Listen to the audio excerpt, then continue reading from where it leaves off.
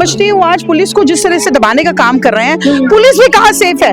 Police को भी ये लोग अपने पैरों के नीचे दबाए हुए हैं, जो चाहते हैं कराते हैं, जिसके खिलाफ इनको रिपोर्ट फाइल करानी होती है करवाते हैं, जिसके खिलाफ इनको जेल में डलवाना है, ईडी इनके अंडर, सब चीजें तो इनके अंडर है। जितने भी लोकतंत्र की तो हत्या करने के साथ साथ आपने प्रदेश की भी हत्या कर दी। प्रदेश के जो सच्चे सेवक के रूप में जो काम कर रहे थे, आज मैं बार बार तो आपको कह रही हूँ कि शिक्षा का मंदिर जिसको हम कहते हैं, शिक्षा को चलाने वाले, शिक्षा में टीचर्स की तैनाती करने वाले निदेशक को जब आप मारपीट कर रहे हैं तो फिर आपसे और क्या हम लोग उम्मीद करेंगे, मैं नहीं समझती। नमस्कार, मैं रेखा नथवाल और आप देख रहे हैं उत्तराखंड संवाद लाइव। इस समय हम रायपुर थाना के सामने मौजूद है। जैसे कि विधायक का जो प्रकरण आया था शिक्षक के ऊपर मार पिटाई को लेकर, उनकी गिरफ्तारी की मांग को लेकर तमाम जितने युवा भी थे यहाँ पर थाने में पहुंचे और उनकी लगातार उनकी गिरफ्तारी की मांग को लेकर एकजुट हो रखे हैं। सरकार से जो सरकार के जो ये नुमाइंदे बैठे हुए हैं, जो सरकार को लेकर सरकार के टिकट में ये लोग जीत के आते हैं, 15 साल से उमेश शर्मा काऊ यहाँ बैठा हुआ है। उसके बाद ये बताइए,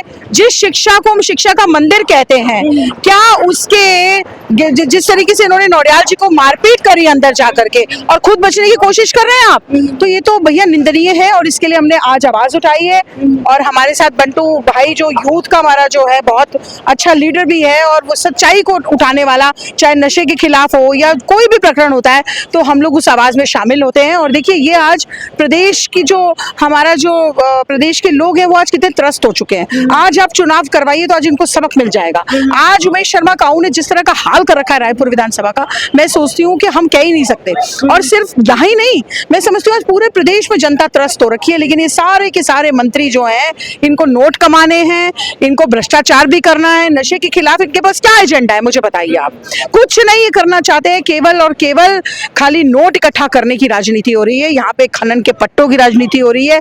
यहाँ पे जिस जड़ जंगल जमीन की हम बात करते हैं बचाने की, वो कहाँ बचा पाए ये लोग। आज इन्होंने जो है इन्होंने बेच डाला पूरे हमारे उत्तराखंड को। और आज जिस तरह की गंदी और घटिया हरकत इन्होंने निदेशक को मार के की है, इसके लिए ये आवाज हमारी उठती रहेगी।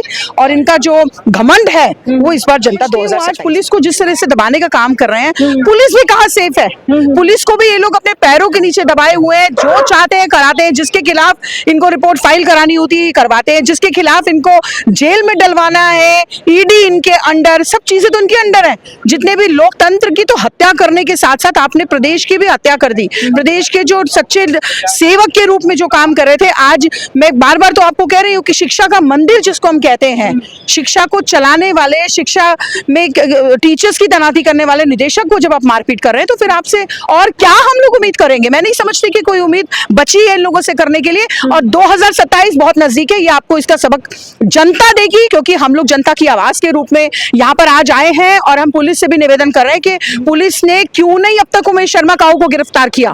बिल्कुल सबसे पहले उसी को गिरफ्तारी देनी चाहिए थी, क्योंकि he is a thief, he is a bigger thief. आप ये बताइए मुझे कि आप अपने गुंडों को लेकर के आते हैं और निदेशक को पिटवा रहे हैं और आप कह रहे हैं कि मेरे हाथ बिल्कुल धुले हुए हैं। हाँ, उसकी कोठरी में आप घुस रहे हैं, कोयले की कोठरी में आप घुस रहे हैं और आप कह रहे हैं बहुत साफ सुथरा हूं। ये नहीं हो सकता, इनको गद्दी से उतार के फेंकना पड़ेगा। और ये जहां मिले, हमारा यूथ, हमारा जितने भी यहाँ के जो नेतागण हैं वो सब गुस्से में है, विरोध में है। और इस विरोध की आवाज को हम लोग बहुत आगे तक ले। इसका कारण क्या है कि अभी तक उनकी गिरफ्तारी नहीं हो पाई? गिरफ्तारी तो आप भाई ट्रिपल इंजन की सरकार है, ये सवाल ही नहीं है करने वाला। जहां पर ट्रिपल इंजन की सरकार की बात करते हैं, जब ये लोग किसी के घर में भी इनकम टैक्स, ईडी है ना, फर्जी तरीके से रिपोर्ट्स करवा दी, फर्जी तरीके से ये शराब कारोबार कर रहे हैं, फर्जी तरीके से इन्होंने पूरे हमारे संसाधन बेच दिए। आज आप देखिए, जॉर्ज एवरेस्ट बिक जाता है, कोई कुछ नहीं बोलता है। करोड़ों अरबों रुपए की संपत्तियां आपने उत्तराखंड को पूरा बेच दिया, मतलब इन्होंने। और इसी चीज की तो लड़ाई है, और क्या लड़ाई है। आज आप हमारी जड़ जंगल जमीन बेच दे रहे हैं, तो क्यों ना हम लोग आवाज उठाएं। बिल्कुल, हम लोग एक जागृत लोग हैं, हम लोग समाज के प्रति हम लोग समर्पित लोग हैं। आज हमारे लीडर्स जो है 40-40 साल से आज सड़क से लेके सदन तक अपनी आवाज उठाने का काम कर रहे हैं। और मैं समझती हूँ कि इस आवाज को हमें और बुलंद तरीके से आगे उठाना होगा।